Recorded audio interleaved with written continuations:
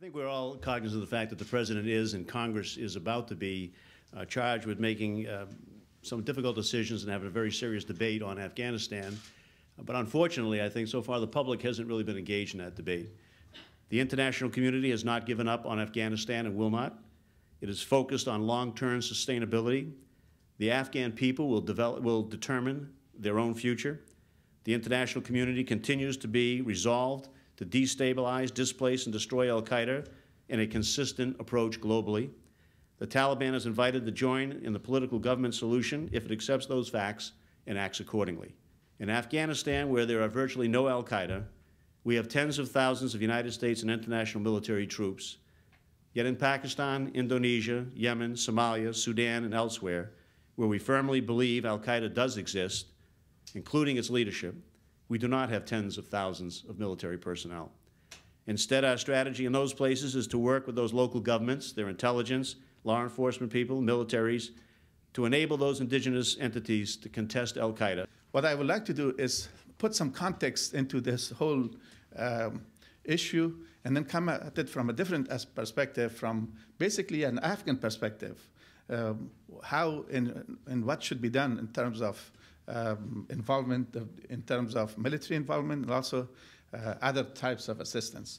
Everybody is talking about peace because the alternative is really disastrous for the country.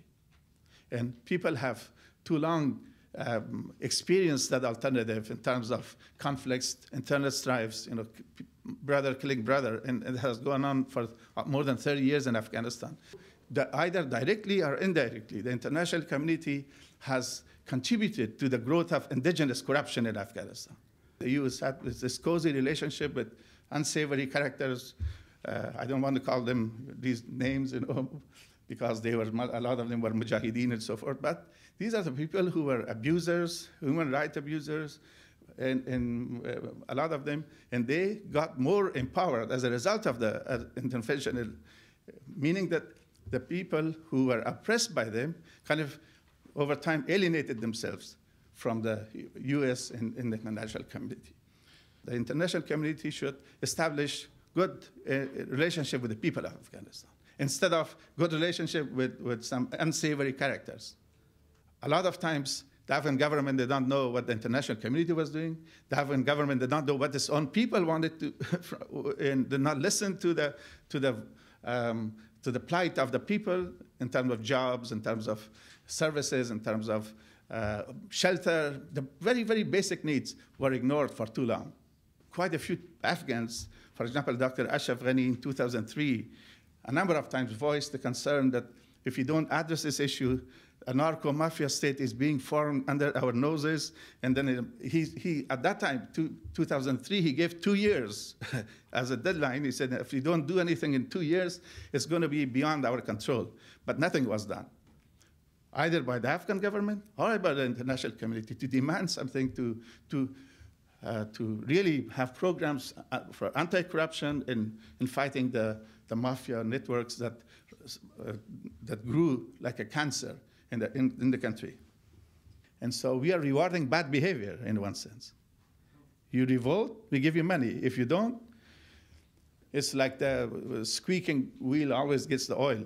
And the squeaking in Afghanistan is only fighting, unfortunately. That's the bad part. Insurgency in Afghanistan is a political tool for them. It's like voicing your opposition because they don't have any other alternative. My basic premise is that the insurgency has a very potent local or indigenous component. Why don't you have a good, competent Afghan partner? And without that, can we implement any programs? And we see the saga now, all the things that are going on now, that this guy is indispensable for Afghanistan. He's necessary but not sufficient, all these terms. But we see what is happening in reality, and that's a question that we should raise. If in 8 years we cannot even have a team at 20, cabinet is 20, 30 people. If you cannot form that team, then how can we form 100,000 army, 200,000 police and so forth, where it's a much bigger job to do. Democracy should be a consensus development process, indigenous process. And of course, initially we can say because there was nothing, but over time, there is no excuse not to involve the people. What do you really want from the government? What do you really want from the educational system? They have never been involved and consulted. Even when we have the elections for parliament and so forth, is a kind of a show. The same kind of unsavory characters get elected, and it's expanding the mafia network in different kind of things instead of really having representation from the people. The vast majority of people are waiting and see, have the U.S. come for occupying this country or for helping? There's a kind of what I call fence riders on this issue. The vast majority of people, they're just watching and observing because of the experiences of Afghanistan with the Soviet Union, and in the past, the country has been invaded many times.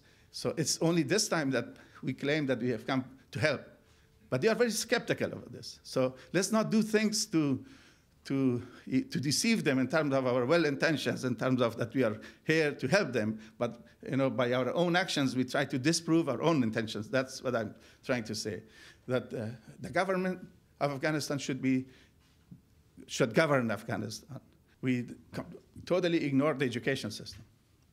Yes, 6 million children are going to school, but you should see some of those programs. People go for 1 hour, 2 hours, or 3 hours at most. If somebody comes out of 12th grade in Afghanistan, you take him, the person cannot, he's worse off. If he were better than on the streets, he could, his intellectual skills and judgment would probably develop much better than schools. It's through education that we change attitudes, dispositions. We know this. I'm an educator for more than 40 years now, and it's very hard. I can teach anybody, like psychomotor skills, I can teach cognitive skills, but affective domain, what is called the attitudes, is very hard. And that's what we are talking about here, that education system that addresses that, and it's very hard. But it's doable. There are programs that show how, people should be creative thinkers, how they should solve their own problems. I think in Afghanistan today, time is ripe for reconciliation and peace. I undertook to write my experiences about Afghanistan on a book which is called Turbulence. It's a story, but yet gives some lessons to be learned from that, things to avoid, things to look for in our strategy as we commit ourselves. Congressman, I wanted to ask you, there's this talk that this war cannot be won militarily alone. I think starting from last year when the generals started recognizing that and speaking about this 80-20% ratio, that we should be spending 80% of our funds on economic and social development and only 20% on military. It goes back to the problems we talked about with our friend earlier here, is how do you make sure it gets to the people as opposed to the contractors on that, and that's continues to be a problem. I think even a lot of the NGOs, we've had several hearings in our committee, are not hiring enough people, enough Afghans. There are engineers and people that can do design and people that can do all levels of the work. Instead, you find some of the people there hiring foreigners to do that work so that they're making the money instead of the local people. You're not building the capacity, you're not giving the experience, and you're not getting the money to families. Even if troops are decreased, will there be a continued economic assistance for the country? Oh, yeah. Well, it would be, in my view, I think most people share that we don't want to walk away from Afghanistan. We want to be a partner with Afghanistan in the most effective way possible. That all human beings are decent, and they would like to operate decently. However, there are certain conditions that foster indecent behavior and anomalies in our. God made us to be very graceful people, so indecency is not an innate characteristic of human beings. It's something that we do because of certain conditions in it. And if you offer them the opportunities to make a decent living, people opt for that.